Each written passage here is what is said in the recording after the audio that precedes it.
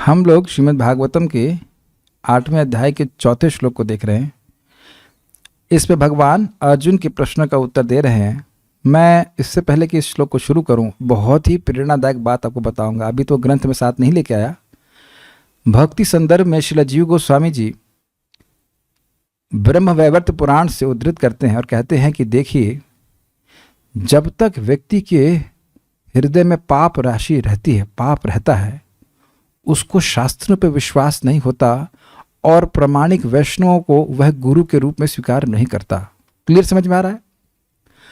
और जब पुण्य बहुत बढ़ जाता है तब उसको ऐसा विश्वास होता है। और फिर कहते हैं कि सत शास्त्र यानी कि भक्ति के शास्त्र और भक्तों की संगत में कथा श्रवण करने से ही प्रेम उत्पन्न होता है। आप समझ गए ना प्रेरणा के लिए क्यों बोल रहा हूँ? क्योंकि हम सभी लोग ये कर ही रहे हैं। रोज भगवद गीता साथ में आके पढ़ते हैं, सुनते हैं, भक्तों की संगत में सुन रहे हैं और इस प्रकार से निश्चित भगवान के प्रति प्रेम बढ़ रहा है और उसका लक्षण प्रस्तुत होता है भक्तों की साधना के रूप में। देखा जाता है कि इस प्रकार से बड़े उत्साह से सुबह उठ करके लोग नाम जप कर रहे हैं। तो अगर उत्साह नहीं होता, भगवान के प्रति प्रेम बढ़ नहीं रहा होता, तो दिन प्रतिदिन घर के सारे झंझटों में व्यस्त रहने के बाद भी व्यक्ति ऐसा क्यों कर रहा होता? When you take a responsibility when you are not forced, if you take a responsibility when you are not forced, that is a sign of love. क्या स्टेटमेंट है ना? आप कुछ दायित्व ले रहे हैं जिसके लिए आप बाध्य नहीं है, यह प्रेम का लक्षण है। जो बात शास्त्र में सुन रहे हैं वह देख भी रहे हैं, बहुत बड़ा भाग्य है। तो आपने 8.3 में क्या सुना था? भगवान ने प्रश्नों का उत्तर दिया है। क्या प्रश्न थे? किम तद ब्रह्म इत्यादि। तो ब्रह्म क्या है? तो इसमें उत्तर दिया भगवान ने, श्री भगवान उवाच अक्षरम ब्रह्म परमम स्वभाव अध्यात्म मुच्यते भूत भाव उद्भव करो विसर्ग कर्म संगतः। जो ब्रह्म का मतलब है जीवात्मा, जो अक्षर अर्थात अविनाशी है और परम अर्थात दिव्य प्रकृति वाला है, वह प्रकृति के गुणों के परे है। उसका स्वभाव अर्थात बद्ध प्रकृति यानी कि सूक्ष्म शरीर कह लीजिए, उसको अध्यात्म कहा जाता है। जो उस आत्मा को अधिकृत किया रहता है, अधिकृत का मतलब गवर्न करता रहता है।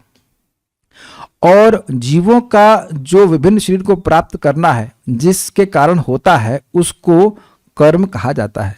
ये बात बोला। अब भगवान यहाँ पे अधिभूत, अधिदैव और अधियज्ञ की व्याख्या करेंगे और बहुत सुंदर सुंदर पॉइंट्स हैं। मेरे पीछे बोलिए।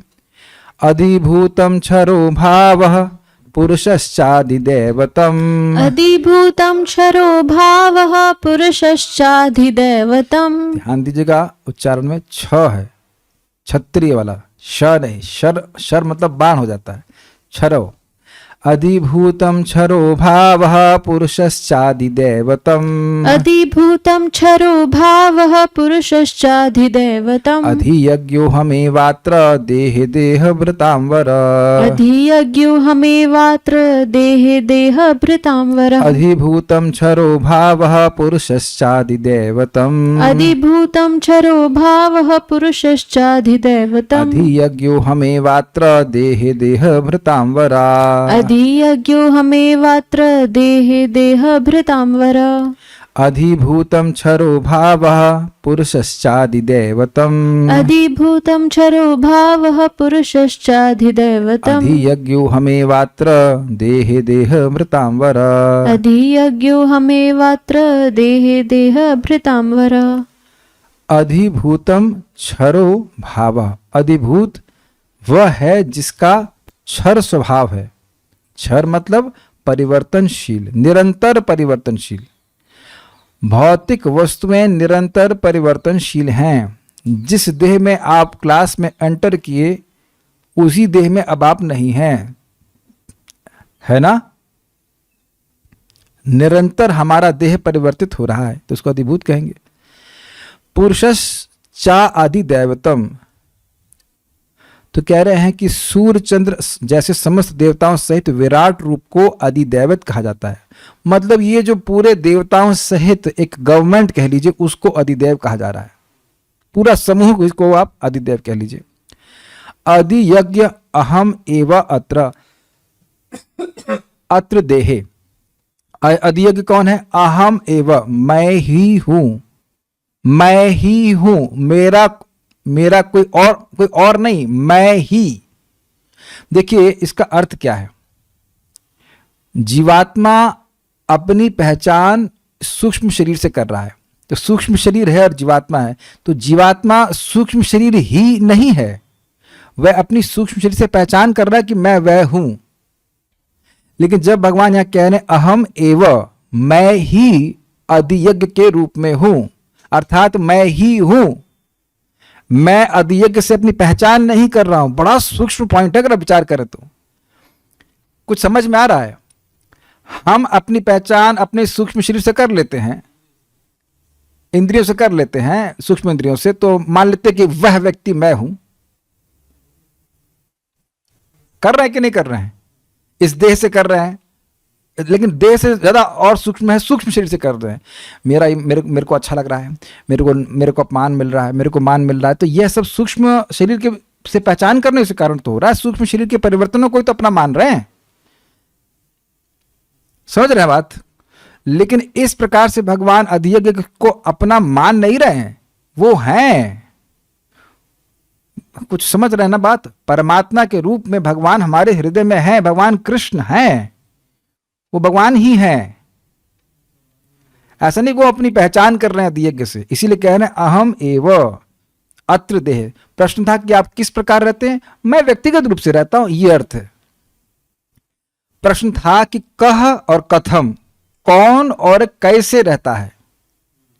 तो कह रहे हैं कि कौन का मतलब मैं ही रहता हूं, और कैसे रहता हूं? अपने स्वयं ही रहता हूं, भोक्ता के रूप में रहता हूं। कथम का मतलब कैसे रहते हैं? भोक्ता के रूप में, सारे यज्ञों के भोक्ता के रूप में मैं रहता हूं वहां पे।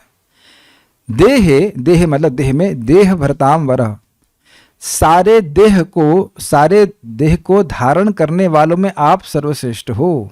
देह भरताम वरह मतलब अर्जुन को बोले देह भरताम वरह। देह भरताम वरह शब्द अर्जुन के लिए है। अभी देखिए अनुवाद समझ में आ जाएगा। हे देहदारियों में श्रेष्ठ, क्यों? क्योंकि आप मेरे मित्र हैं, आपका मुझसे प्रेममय संबंध है ना। वे जो भगवान का नाम एक बार बोलता है वह सारे लोगों में श्रेष्ठ है। अब जो भगवान का प्रेमी है, जो सीधे भगवान से बात कर रहा है, तो वह क्या देहधारियों में श्रेष्ठ नहीं हो जाएगा? आप इस श्लोक को बहुत हल्के में ले रहे हैं, मतलब आप अगर ऊपर से पढ़ लेंगे तो कितनी सुंदर सुंदर बातें हैं। देह भरताम वरा, केवल इंसानों में श्रेष्ठ नहीं कह रहे हैं, देह धारण करने वालों में श्रेष्ठ। वही व्यक्ति सर्वश्रेष्ठ है जो भगवान का प्रेमी है। तो कह रहे देह भरताम वरा। कभी आप सोचे थे कि यह शब्द अर्जुन के लिए है? ध्यान ही नहीं दिए होंगे ना। देह भरताम वरा, हे देहदारियों में श्रेष्ठ, निरंतर परिवर्तनशील यह भौतिक प्रकृति अधिभूत यानी भौतिक अभिव्यक्ति कहलाती है। अपने देह को भी इसमें आप समझ सकते हैं, और आसपास जितना भी वस्तुएं हैं, पेड़ पौधे, सबको भी आप अधिभूत समग्र रूप से भी कह सकते हैं। भगवान का विराट रूप, जिसमें सूर्य तथा चंद्र जैसे समस्त देवता सम्मिलित हैं, अधिदैव कहलाता है, और वह अपने अंश में हमारे शरीर में प्रकट होते हैं, हमारे इंद्रियों को संचालित करते हुए। समझ में आ रहा है? इंद्र अपने घर में, मतलब अपने स्थान, अपने लोक में भी हैं, और वो अंशतः हमारे शरीरों में भी विद्यमान रहते हैं और हमको, हमारी इंद्रियों को संचालित करते हैं। तो इसको कहेंगे अधिदैव।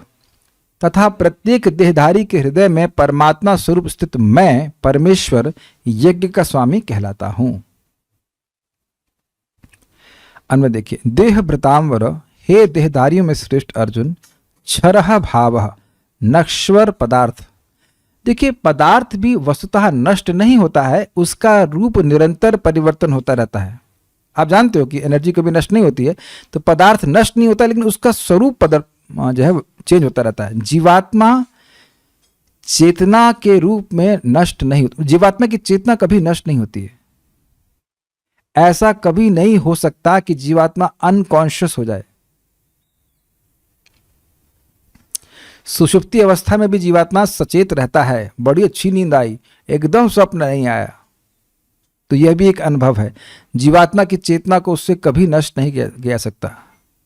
अविनाशी तु तद विद्धि येन सर्वम इदम ततम विनाश अव्ययस्य न कश्चित कर्तुम अर्हति। तुम उसको अविनाशी जानो जो पूरे शरीर में व्याप्त है। तो पूरे शरीर में क्या व्याप्त है?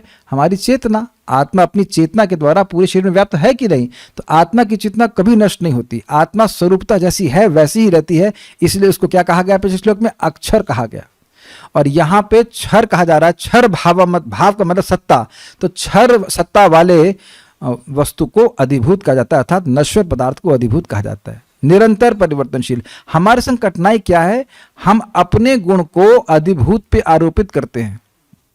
हम ये सोच रहे हैं कि जो वस्तुएं हमारे आसपास हैं, ये देह या और वस्तुएं, ये वैसी ही रहेंगी जैसी ये आज दिख रही हैं, जबकि ऐसा नहीं है।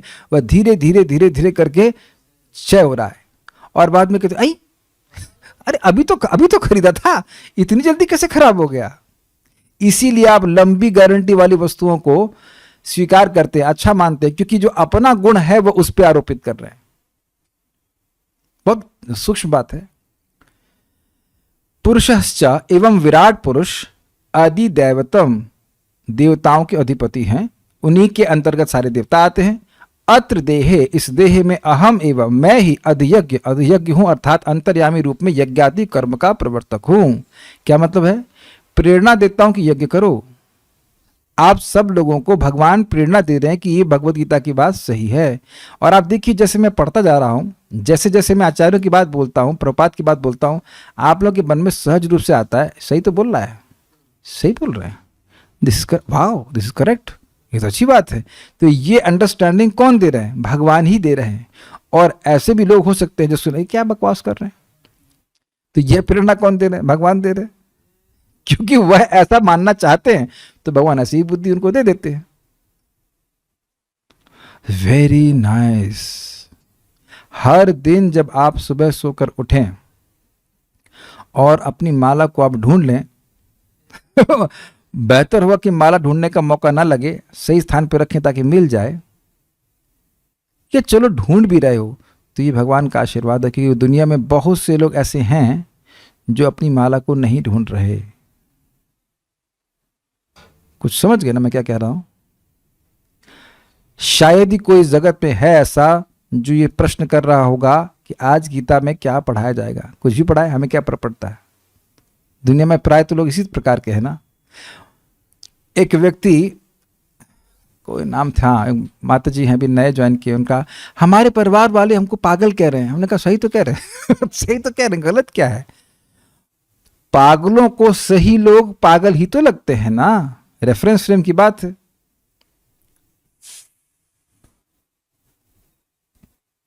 मैं सब क्यों बोल रहा हूं? Denying the interest of the senses is called यज्ञ। इंद्रियों के तर्पण को रोकने को यज्ञ कहते हैं, और ऐसी बुद्धि भगवान किसी विरले व्यक्ति को ही देते हैं। मेरी बातें आप समझ रहे हैं? वह कर्म जो भगवान की प्रसन्नता के लिए किया जाए उसको यज्ञ कहा जाता है। तो यज्ञ के प्रवर्तक, प्रेरणा देने वाले, स्टार्ट प्रोपाउंडर, वो हैं भगवान। प्रभुपाद जी बहुत सुंदर बात कहते हैं, प्रार्थना भगवान से कहते हैं कि भगवान परमात्मा के रूप में आप मेरे हृदय में हो, आप मुझे प्रेरणा दो कि मैं हर स्थिति में आपके नामों का उच्चारण करके आपका स्मरण कर सकूं। हरे कृष्णा कृष्ण कृष्णा हरे हरे, हरे राम राम राम हरे हरे। कितना सुंदर प्रार्थना है ना, हाईएस्ट यज्ञ। लेकिन अगर भगवान प्रेरणा देंगे तभी व्यक्ति करेगा। अगर किसी की श्रद्धा हो जाए नाम के ऊपर तो नाम क्यों नहीं करेगा? तो वह श्रद्धा भी भगवान ही देने वाले हैं। याद है ना आपको?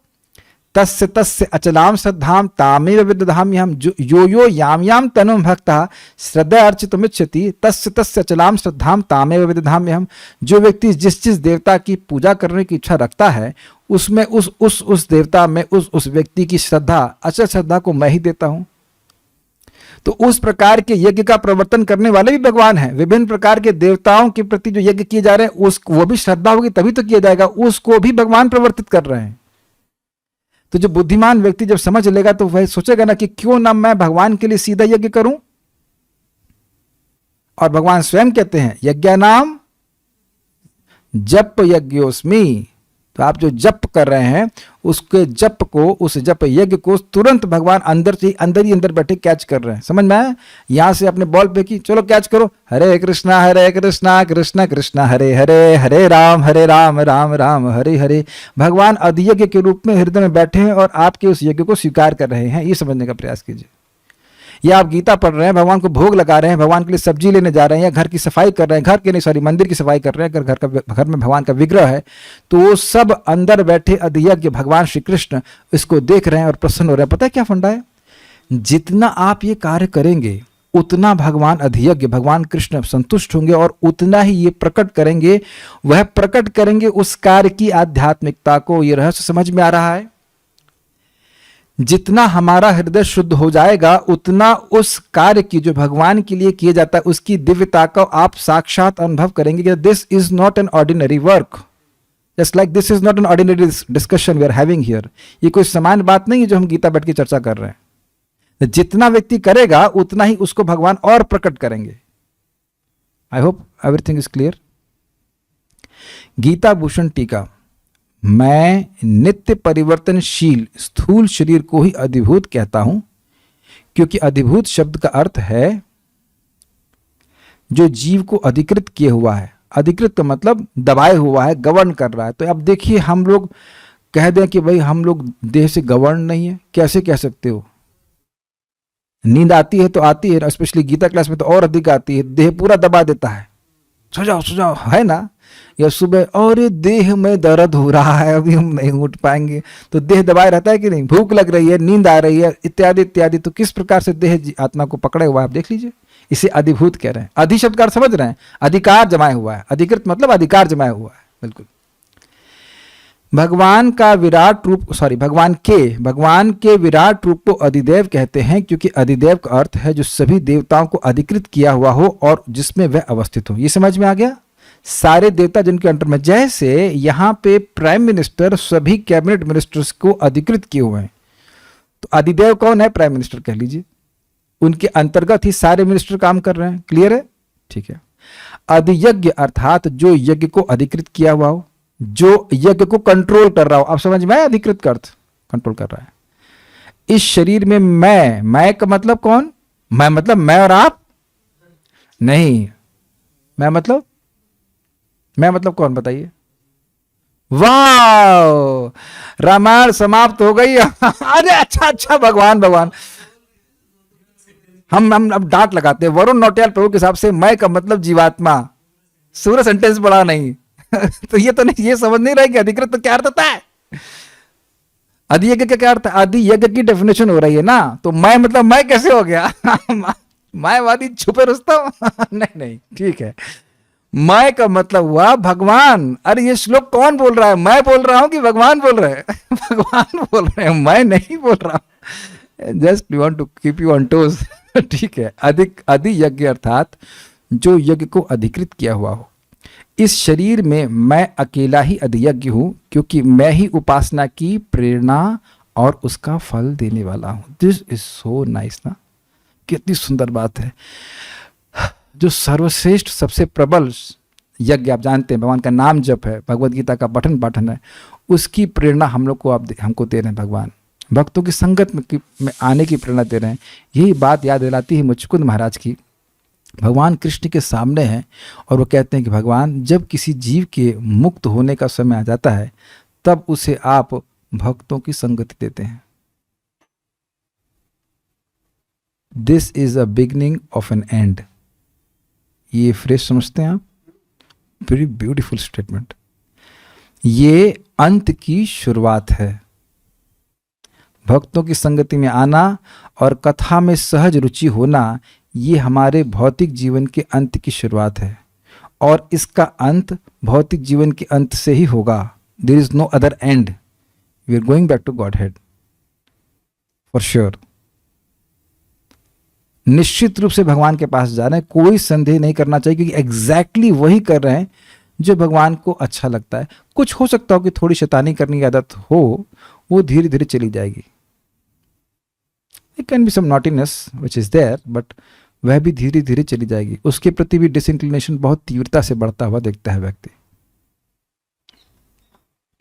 इसके विपरीत किसी भी व्याख्या को स्वीकार नहीं करना चाहिए। मतलब कुछ भी बोल दे, अधियज्ञ मतलब ये, अधिक अयज्ञ मतलब वो, न तो इंद्र न ही कोई अन्य देवता, स्वयं भगवान विष्णु ही अधियज्ञ हैं। मतलब यज्ञ की प्रेरणा भी वही देने वाले हैं, यज्ञ का फल ही देने वाले हैं, भी वही देने वाले। तो कंट्रोलर नहीं होगा यज्ञ के, किसी भी यज्ञ के।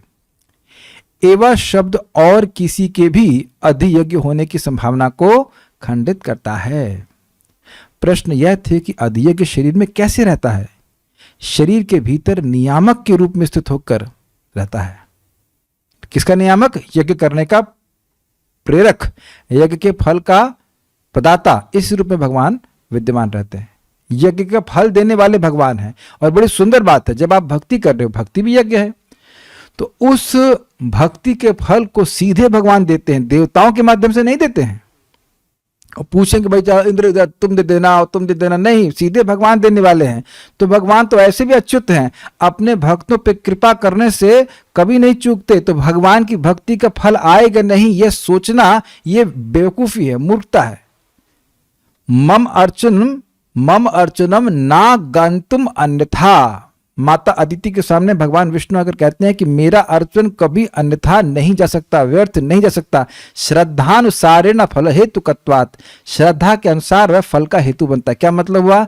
श्रद्धानुसारेण अर्थात इच्छानुसारेण, किस इच्छा से व्यक्ति भजन कर रहा है उसको वैसी वैसी गति प्राप्त होती है, वैसा वैसा फल प्राप्त होता है। लेकिन भगवान विष्णु की भजन करे और उसको फल ना मिले, ऐसा हो ही नहीं सकता। कुछ सुनाई पड़ रहा है? देवता की पूजा करेगा तो भगवान से पूछ के वो देगा, लेकिन भगवान की कोई सीधे पूजा कर रहा है तो भगवान किससे पूछेंगे? भगवान को किसी से पूछने की जरूरत नहीं है, भगवान सीधे कृपा करते हैं। कुछ समझ में आ रहा है? आपको हरे कृष्ण का फल सीधे भगवान देंगे। ऐसा नहीं है कि आप भगवान को भोग लगाते हैं तो भगवान कहेंगे अच्छा उसको दे रहा है, उसकी तरह ऐसे करें। नहीं, सीधे खाते हैं, आपको प्रसाद हम दे देते हैं। क्या नहीं दिखाई पड़ रहा है? You are directly touching Krishna. Prabhupada बोले थे don't forget that you are dealing with Krishna. भगवान के विग्रह के बारे में प्रभुपाद कहते थे। Same thing with holy name, same thing with Bhagavad Gita, Bhagavat, anything. भगवान का संपर्क किसी भी भक्ति के प्रोसीजर के द्वारा प्राप्त होता ही है ना।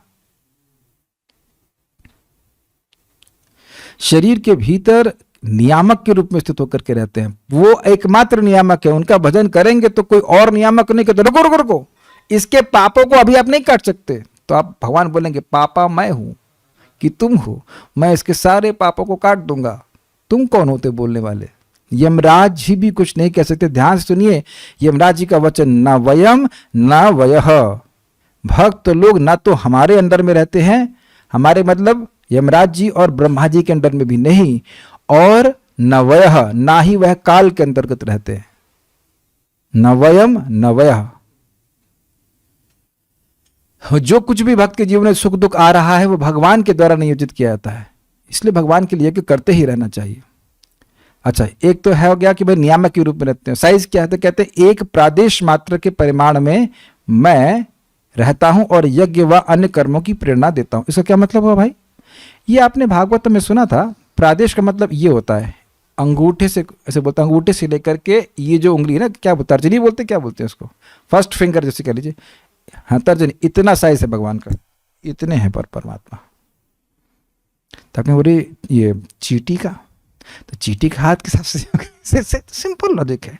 ऊंट का तो ऊंट के हिसाब से होंगे, लेकिन हमारे अगर बात करी जाए उन लोगों के लिए कोई मतलब नहीं, क्योंकि परमात्मा के बारे में पूछेंगे नहीं, कभी न समझ सकते हैं। इंसान के लिए बोलते हैं प्रादेश मात्र। कुछ लोग कहते हैं प्रदेश का मतलब होता है अंगूठे का साइज, उससे कोई फर्क नहीं पड़ता, उनकी चिप साइज पे निर्भर नहीं करती है, चाहे अंगूठे के साइज के हों चाहे इतने बड़े हों, 8 इंच के हों, वो बराबर रूप से शक्तिशाली है। इसमें बहुत झगड़ा हुआ था हमारे झगड़ा मतलब बहुत विवाद हुआ था कि प्रादेश मात्र का अर्थ क्या है। जो कुछ भी हो, लेकिन ये 6 से 8 इंच आप मान के चलिए साइज है, ऐसे निवास करते हैं। और यज्ञ व अन्य कर्मों की प्रेरणा देता हूं। इसमें एक सूत्र समझ लीजिए, अगर भक्तों की सेवा करेंगे, सेवा का मतलब उनको जिससे उनको सुख मिले, तो भगवान और अधिक प्रसन्न होते हैं, तो फिर हमको और यज्ञ करने की प्रेरणा देते हैं। सूत्र समझ में आया आपको? कौन सी यज्ञ को मैं रेफर कर रहा हूं? हरे कृष्णा कृष्णा कृष्णा हरे हरे, हरे राम राम राम हरे हरे। जब आप भक्तों को प्रसन्न करते हैं तब आप भगवान को बहुत अधिक प्रसन्न करते हैं। क्लियर? और भगवान प्रसन्न होकर के क्या करते हैं? यज्ञ करने की प्रेरणा देते हैं। भोग करने की प्रेरणा कौन देती है? माया देवी। भगवान नहीं देते हैं। एटलीस्ट प्रेरणा क्या, सजेशन देती है, करके देख लो थोड़ा सा जो भी कह लीजिए। क्या कृपा है ना, क्योंकि यज्ञ करेंगे तो फिर भगवान और शुद्ध बुद्धि प्रदान करेंगे, फिर यज्ञ करेंगे, उससे फिर और यज्ञ करेंगे, फिर और शुद्ध बुद्धि प्रदान करेंगे। Amazing life. साथ ही जो मेरे दिव्य रूप की उपासना करता है वह बिना किसी कठिनाई के इन सातों शब्दों के अर्थ को समझ सकता है। इसका क्या प्रमाण है? प्रमाण आप स्वयं लोग हैं। आप सभी लोग आसानी से समझ गए ना, कर्म क्या, ब्रह्म क्या, अध्यात्म क्या। कोई कठिनाई? कोई कठिनाई नहीं, क्योंकि भगवान की भक्ति करते हैं। लेकिन अगर व्यक्ति उलझाएगा विषयों को तो वह नहीं समझ पाएगा। अगर वो भगवान का भक्त नहीं है तो वो कहेगा अध्यय मतलब मैं, मतलब वो, मतलब ये, लेकिन वह ये नहीं कहेगा कि अध्यय का मतलब भगवान कृष्ण, जो कि सीधी सी बात है। आप लोगों को लग रहा होगा ना एकदम सीधी सीधी बात है। हाँ, क्योंकि बुद्धि सीधी है, और अगर बुद्धि टेढ़ी हो तो फिर उसमें ज्ञान भी टेढ़ा करके जाता है। और इस प्रकार की व्याख्या मायावादी लोग करते हैं, उसको हम लोग पढ़ना नहीं चाहते। वह समझ पाता है कि ब्रह्म का अर्थ जीव है और भगवान ही वह अधियज्ञ है जिनका साक्षात्कार किया जाना चाहिए।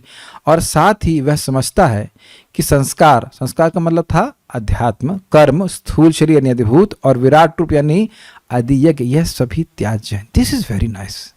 मैं जीवात्मा हूं, मैं स्वरूपतः भगवान श्री कृष्ण का नित्य सेवक हूं।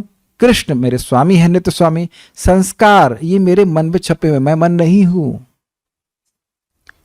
I am not oblige to listen to my mind.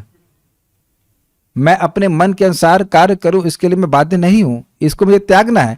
प्रजहाति यदा कामान सर्वान पार्थ मनोगतान, क्योंकि भौतिक इच्छाएं मन में लॉज्ड है, मन में है, और मन से परे आत्मा है, इसलिए वह भोग की इच्छाओं को त्याग सकता है। जैसे कल एक भक्त ने मुझे कहा कि उनको टीवी सीरियल देखने की बड़ी इच्छा होती है, मतलब आदत जाती नहीं है, और 8 माला जप कर रहे हैं। हमने कहा जब बढ़ाइए। अब उन ऐसे व्यक्ति को विचार करना चाहिए कि हर भक्त की तो टीवी सीरियल देखने की इच्छा नहीं है। भाई मन तो सबका है ना, लेकिन सभी के मन में टीवी सीरियल देखने की इच्छा नहीं है, यानी कि ये इच्छा आर्टिफिशियल है। आप लॉजिक समझ रहे हैं बात को? तो कोई भी बुरी आदत हमारी अगर है तो आप पहले ये देखिए कि क्या अन्य भक्तों की भी है, तो उत्तर क्या होगा? नहीं, अन्यों की नहीं है। वह भी जीवात्मा है, मैं भी जीवात्मा हूं। क्लियर? तो ये मनोगत इच्छाएं, इनको त्याग किया जा सकता है। तो ये मैं संस्कार पे बोल रहा हूं कि जो संस्कार हमने लिए हुए हैं उनको त्यागा जा सकता है। जो चीज ली है उसको दे भी सकते हो कि नहीं, छोड़ सकते हैं, है ना? बहुत से लोग चाय पीते तो चाय पीना छोड़ दिए, संस्कार गायब।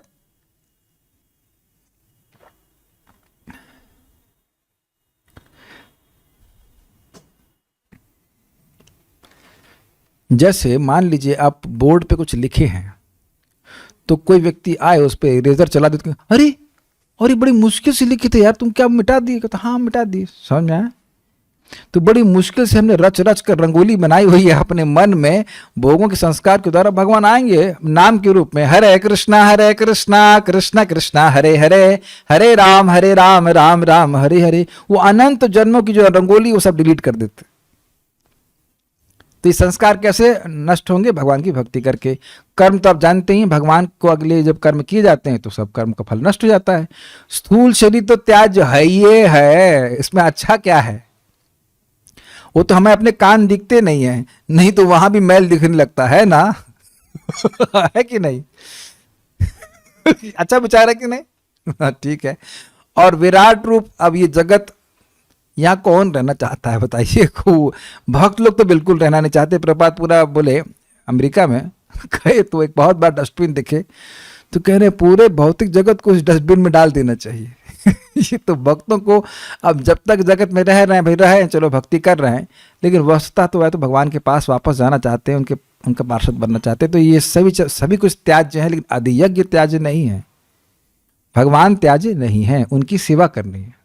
सारा वर्ष नहीं देखिए, घट पटादि नश्वर पदार्थ अधिभूत शब्द वाच्य है, मतलब जो वस्तुएं आसपास आप देख रहे हो भौतिक वस्तु, उनको अधिभूत कहते हैं। निरुक्त यानी वैदिक शब्दकोश के अनुसार जो सूर्यादि देवताओं पर अधिकार कर वर्तमान है वे अधिदेव हैं। स्पष्ट है, देवताओं की जो जिनके अंडर में कार्य करते हैं उनको अधिदेव कहा जाता है। यज्ञ आदि कर्म प्रवर्तक अंतर्यामी अर्थात अंश रूप में मैं ही अधियज्ञ हूँ। भगवान अपने ही अंश स्वरूप में परमात्मा के रूप में हमारे में विद्यमान है और वह हमको यज्ञ करने के लिए प्रेरित करते हैं। अहम एव इस पद के एवकार के द्वारा किस प्रकार इस संशय का समाधान करते हुए कहते हैं, अभिन्न स्वरूप अंतर्यामी रूप में मैं ही ज्ञेय हूँ। अध्यात्म अर्थात जीवादि की भांति मेरा अंश रूप अंतर्यामी मुझसे भिन्न नहीं है। ये समझा रहा था मैं। अध्यात्म से अपनी पहचान करता है जीवात्मा, अपने संस्कारों से, अपने सूक्ष्म शरीर से पहचान करता है कि मैं वह हूं। लेकिन भगवान जब ये कह रहे हैं कि मैं ही अधियज्ञ के रूप में हूं, तो मैं ही का मतलब क्या होता है? मैं ही का मतलब मैं ही, कोई और नहीं। ऐसा नहीं कि उनका कुछ सूक्ष्म, भगवान का सूक्ष्म शरीर है जो शरीरों में विद्यमान है, नहीं, भगवान ही विद्यमान है, अपने दिव्य स्वरूप में विद्यमान है। आत्मा दिव्य है लेकिन अध्यात्म दिव्य नहीं है। लेकिन भगवान का जो परमात्मा स्वरूप है वह पूरी तरह दिव्य है, वह भगवान से पूरी तरह अभिन्न है। जीवात्मा अध्यात्म को अपने से अभिन्न मान रहा है, लेकिन अध्यात्म जीवात्मा से पूरी तरह भिन्न है, भिन्न है। जो हमारी जो भौतिक इंद्रियां हैं वह हम बिल्कुल नहीं हैं, हम अपनी पहचान कर रहे हैं। लेकिन भगवान यहां अंतर्यामी से अपनी पहचान नहीं कर रहे हैं, वो स्वयं वहां पे हैं। ये अंतर देखना होगा। कोई आपसे पूछे भाई आप सुन क्या है? अरे मैं ही था भैया, मैं वहां पे था ही, मैं सुन क्या है, मैं ही था। ऐसा नहीं किसी से सुन करके बोल रहा हूं, तो उसी अर्थ में ही यहां पे लिया गया, अहम एव, मैं ही वहां पे हूं। किंतु एक मिनट, ये सुना आपने भागवत में भी होगा ना, अहम एवासमेवाग्रे नान्यद यद सदसत्परम। जिस रूप में, चतुर्बाहु रूप में भगवान विष्णु ब्रह्मा जी के सामने थे, उसी मुख से बोल रहे हैं अहम एव। जैसे देख रहे हो ना, वैसे ही मैं सृष्टि के पहले विद्यमान था। ऐसा नहीं कि कुछ नया था, कोई पुराना था, नहीं, वही मॉडल हूं, वही हूं। समझा? किंतु तुम देहधारियों में कहाँ कुछ छूट गया क्या? हाँ, किंतु तुम देहधारियों में सर्वश्रेष्ठ हो क्योंकि तुम मेरे सखा हो। किंतु क्यों लगा दिया?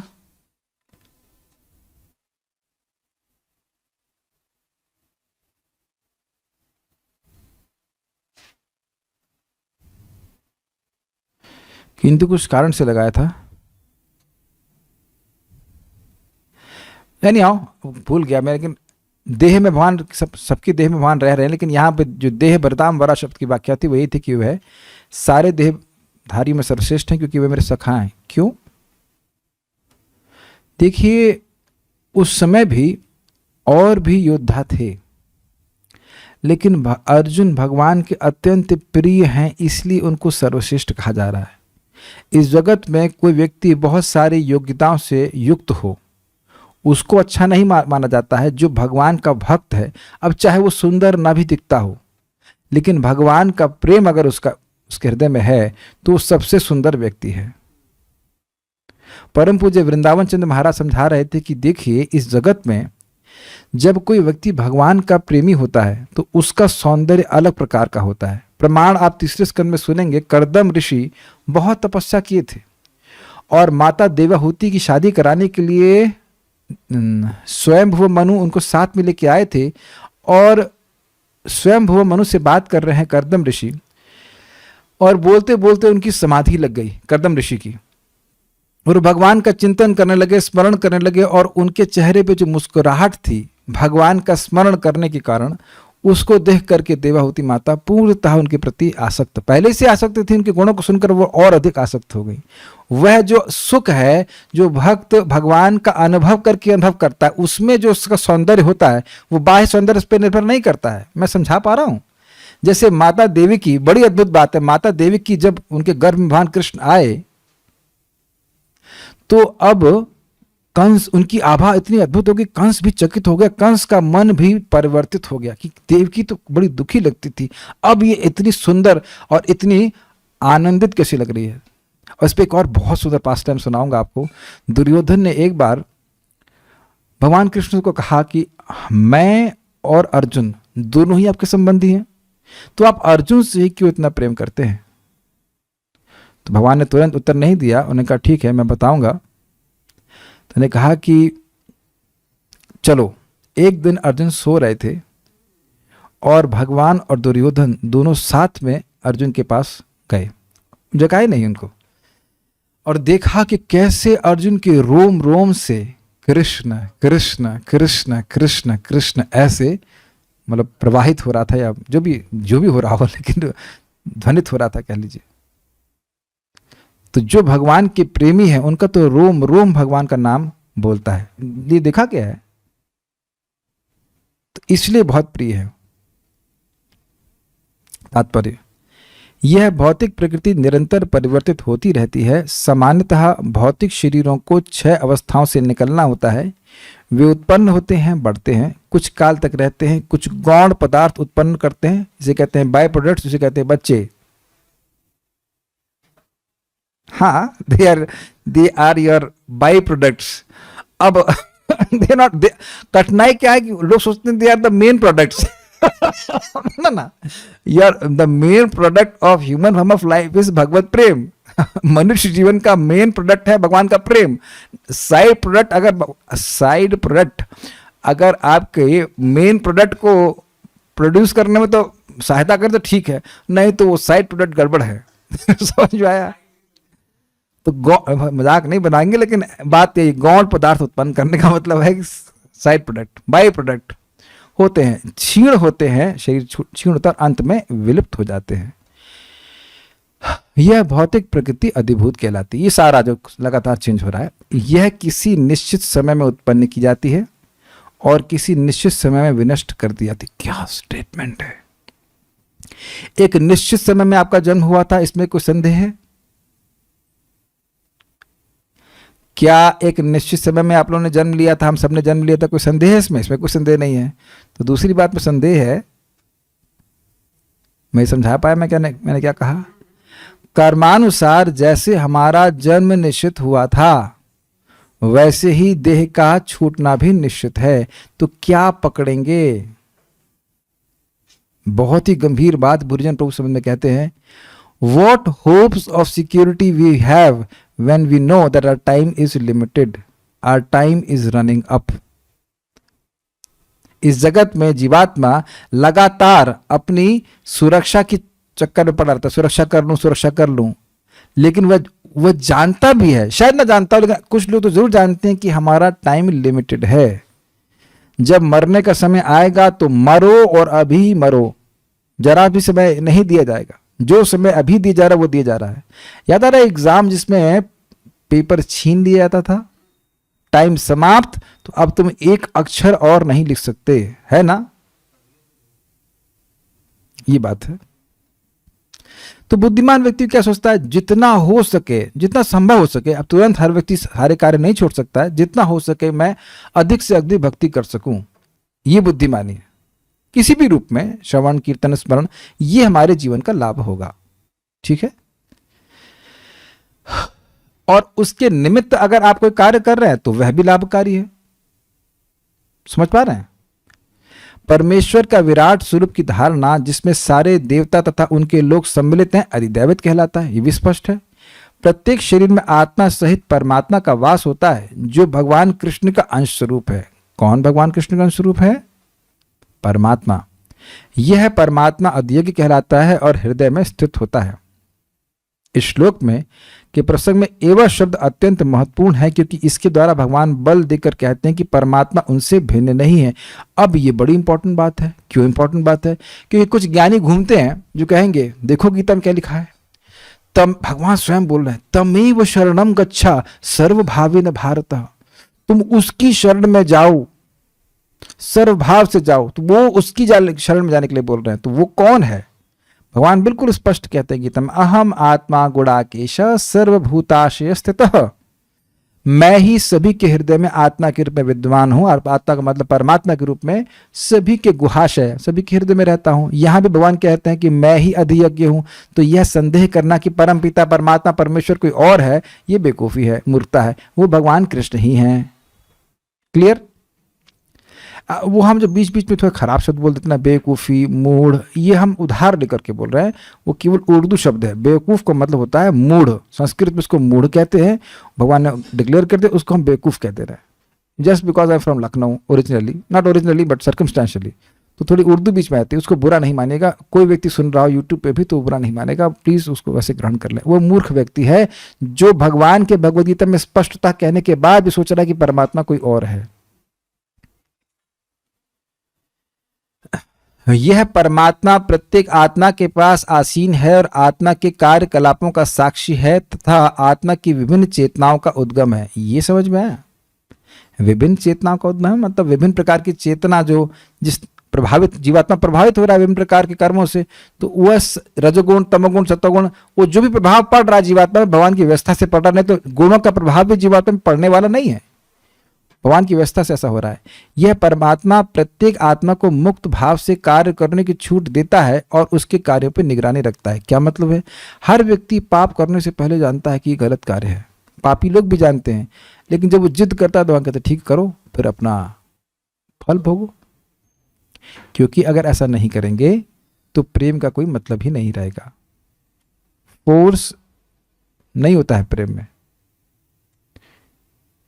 जिसको आप प्रेम करते हैं, किसी को भी फोर्स में प्रेम नहीं किया सकता है। प्रेम सहज, प्रेम के लिए व्यक्ति का स्वतंत्रता होना जरूरी है। तो आपको क्या कहा, अरे हमको स्वतंत्रता देते ही नहीं तो हम इस जगह फंसते ही नहीं, तो आप भगवान से प्रेम भी नहीं कर पाते ना। और प्रेम का कितना बड़ा फल है, अगर भगवान के प्रति प्रेम जागृत हो गया जीवात्मा के हृदय में, जो कि है अगर जागृत हो गया, मैं कह रहा हूं है पहले से ही, क्योंकि हम प्रेम करना जानते हैं। अगर वो जागृत हो गया तो जीवात्मा को असीमित सुख मिलेगा। इसलिए भगवान अल्प स्वाधीनता देते हैं। और वो अल्प स्वाधीनता क्या है? या तो मैं भगवान को चुनूं या फिर माया को। अच्छा, ये कब है? कब है हमारी स्वतंत्रता? अब, केवल इस समय है, न कल थी न परसों होगी, अभी है। और ध्यान दीजिएगा कि इसका उपयोग अगर हम ठीक से करते हैं तो हमारी स्वाधीनता, अल्प स्वाधीनता और विस्तृत हो जाती है। कहने का अर्थ है कि मैं अगर कृष्ण को चुनता हूं, कृष्ण की सेवा करता हूं, तो कृष्ण की सेवा करने की शक्ति और अधिक बन जाती है। क्लियर समझ में आ रहा है? ये बात है। परमेश्वर के इन विविध स्वरूपों के सारे कार्य उस कृष्ण भावना भावित व्यक्ति को, भक्त को स्वतः स्पष्ट हो जाते हैं जो भगवान की दिव्य सेवा में लगा रहता है। क्या मतलब है इसका? जो भगवान की प्रेममय सेवा करता है, भगवान उसको ऐसी बुद्धि देते हैं जैसे वो समझ पाए कि ये सब बातें हैं क्या। देखिए, समझने का प्रयास कीजिए। आप लोगों ने जरूर पढ़ाई करी होगी, कभी कभी आप देखते होंगे कि ये बात हमको समझ में नहीं आ रही है, ठीक है, फिर आप सोचते हो और अकस्मात तो बात समझ में आने लगती है। तो देखा है ना किस प्रकार से बुद्धि चलने लगती है। तो आप देख सकते हैं कि वह बुद्धि हमारे पास नहीं थी, वो हमारी प्रॉपर्टी नहीं। अगर बुद्धि मेरी प्रॉपर्टी होती तो पहले ही समझ में आ जाता ना। मैं समझा पा रहा हूं? शुरुआत में व्यक्ति नहीं समझ रहा होता है और एकदम से कहीं प्रेरणा मिलती, समझ में आ गया। हुआ है सब लोग संग। तो अब हम लोगों को ये बातें सीधी सीधी समझ में क्यों आ रही हैं? क्योंकि नाम जप करते हैं, भगवान का प्रसाद खाते हैं, तो भगवान ऐसी बुद्धि दे देते हैं कि हाँ बिल्कुल सही बात है। और नहीं तो लोग क्या सोचेंगे, ये गीता क्यों बांट रहे हो, ये तो किसी इंसान ने लिखी है। तो अब ये बुद्धि कौन दे रहा है? ये भी भगवान दे रहे हैं, क्योंकि वह ऐसा चाहता है, ऐसा वो कार्य करता नहीं। अब बहुत बड़ी शिक्षा है। अगर आप कहते हो कि सामने वाला भक्त नहीं बन रहा है, किसकी रिस्पॉन्सिबिलिटी है? मेरी रिस्पॉन्सिबिलिटी है। क्यों? आपने प्रसाद खिलाया उसको? अरे बेचारे के पास पुण्य ही नहीं है। अभी आपने सुना ना क्लास की शुरुआत में, जिसके पास पुण्य नहीं है उसको शास्त्र में श्रद्धा आएगी कहां से? तो दो ना उसको पुण्य, उसको दो पुण्य। नहीं, आपकी बात नहीं सुनेगा, लेकिन आप जमीन तैयार कर दोगे, दूसरा के बोएगा। मेरी बात समझ में आई? खेत होता है, एक आदमी जुताई करके चला गया, दूसरा आदमी बीज डालता है, मानेंगे कि नहीं मानेंगे? तो आपने जुताई कर दी, आपने प्रसाद दे दिया उसको, वह पुण्य आगे जाके जरूर फलीभूत हो जाएगा। आपने भगवत गीता दे दिया, प्रसाद दे दिया, भगवान का नाम सुना दिया, किसी तरह से कर दो, आपने तो अपना कार्य किया ना। You do your duty. अब वो मान लो गीता क्लास में नहीं आ रहा तो उसे प्रसाद ही दे दीजिए, वह जरूर फलीभूत होगा। हमको बड़ा इस बात पे थोड़ा सा क्रोध आता है कि कभी कभी एक जैसे माता जी हैं, बड़ी परेशान कि हमारे पति भक्ति नहीं करते, केवल एक माला जप करते हैं। एक माला कम है? एक माला कम है क्या? कुछ लोगों को तो शायद 200 करोड़ साल के बाद भी एक माला जप करने का मौका ना मिले। 20 साल करवाइए एक माला, देखें कि क्या होता है। मैंने भी तो एक माला से शुरू किया था। आप में से कौन व्यक्ति पहले दिन से 16 माला कर रहा है? आपने किया था 16 माला? एक भक्त बोल रहे हैं, बहुत अच्छी बात है।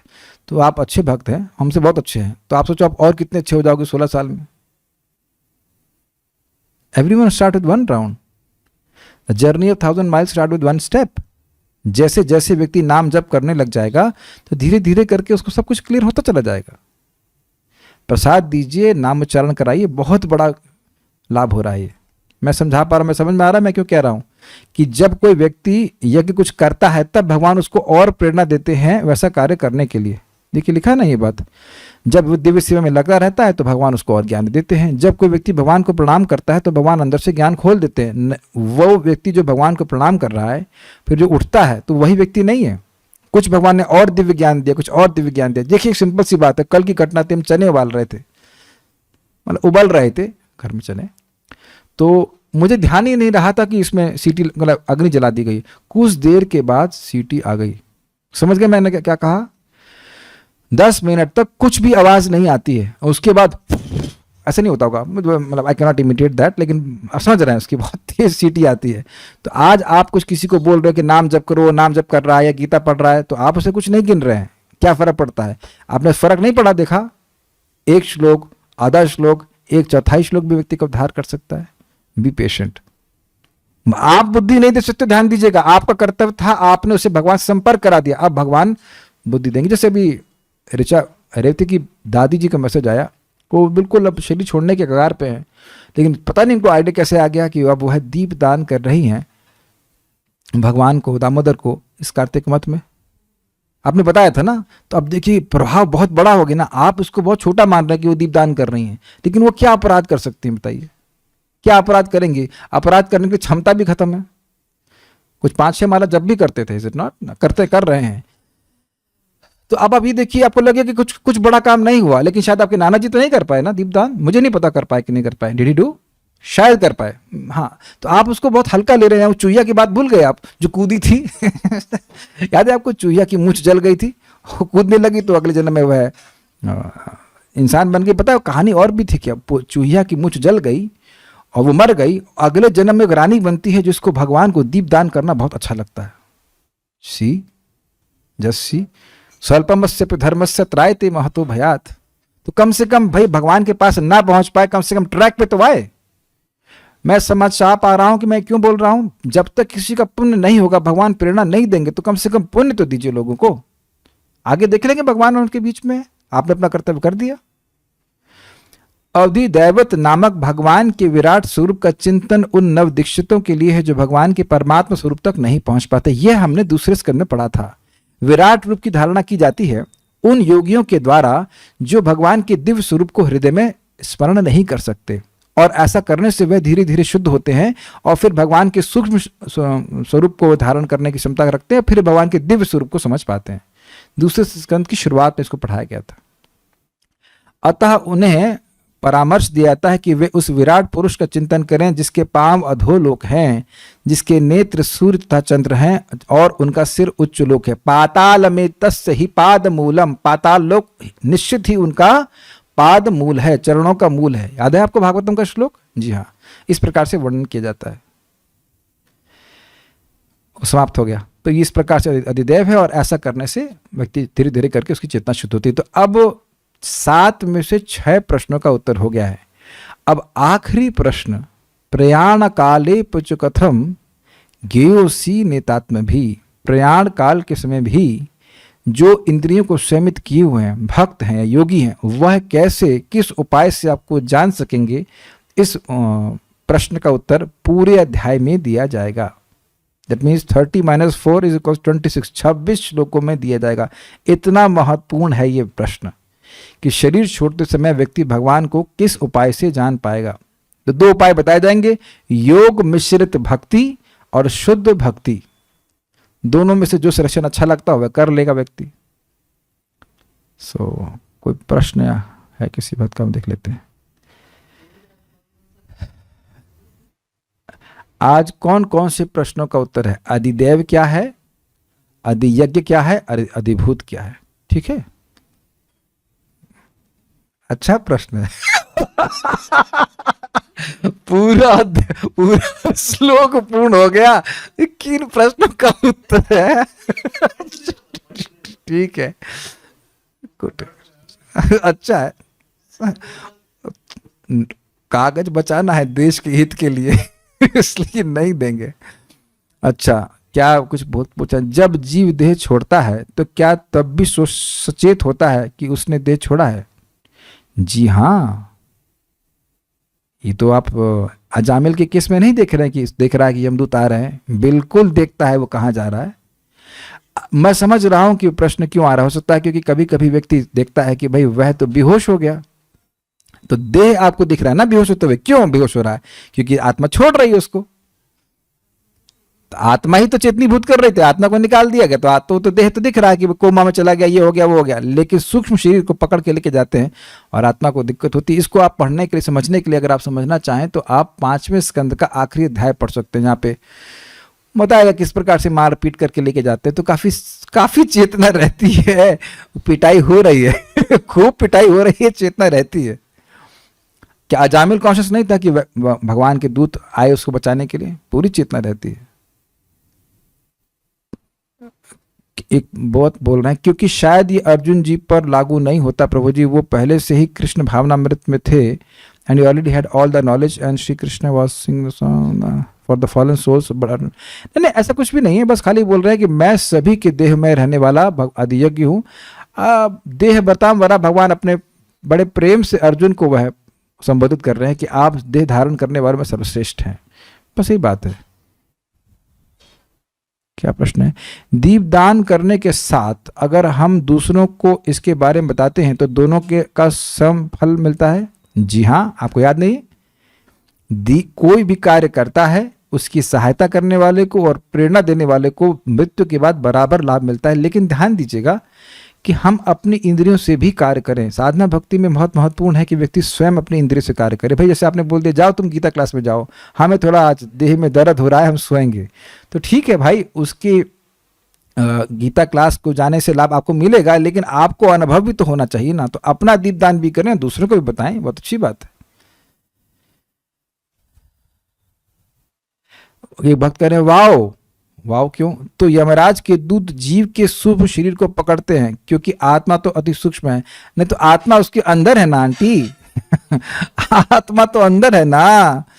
ऐसा लग रहा है कि सूक्ष्म शरीर को ले जा रहे हैं और आत्मा यही रह जा रही। ना जी ना जी ना तो डरा देते हैं। आत्मा सूक्ष्म शरीर के साथ जाती है और वो सूक्ष्म शरीर भी बड़ा विशेष होता है। ऐसे कहते हैं यातना शरीर। मान लो यहाँ कोई थप्पड़ मारेगा तो थोड़ा दर्द होगा, तो वहां पे 100 गुना अधिक दर्द होता है थप्पड़ मारने का।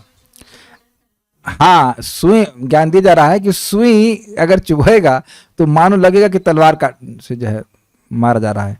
जैसे स्वर्ग में भोग प्राप्ति का शरीर बड़ा समर्थ होता है कि अधिक भोग कर सकता है, अधिक स्वाद अनुभव कर सकता है, उसी प्रकार से नरक में अधिक दुख भोगने के लिए होता है। लेकिन आप ये सब चिंता मत करिए। गीता भागवत पढ़ने वाले, जब करने वाले लोग नरक नहीं जाते, लेकिन बहुत से लोग जा रहे हैं बुकिंग कर लिए हैं कि जाना ही है। हम लोग भी कर लिए थे, लेकिन भक्तों ने वो फ्लाइट कैंसिल करवा दी, रुकवा दी। अरे तुम्हारे किस ना करो, ओके, हाई जैक कर लिया हमारी फ्लाइट। ये फ्लाइट अब नरक नहीं जा रही। अरे नरक नहीं जा रही है, नरक नहीं जा रही है, कहाँ जा रही है? वैकुंठ लेके जा रहे हैं हम और कोई भी यमदूत इस फ्लाइट को वापस हाईजैक करने से रोक नहीं सकता है। It's quite interesting. हमारी फ्लाइट में 50 लोग हैं। Flight back home back to Godhead, इसका प्रमाण है इसी अध्याय का आखिरी श्लोक। उसको जरूर सुनिएगा जब हम पढ़ाएंगे, बहुत अच्छा श्लोक है। चलिए अब रुकते हैं यहाँ पे। श्रीमद् भगवद गीता की जय, श्री प्रभुपाद की जय, निताई गौर प्रेमानंदे।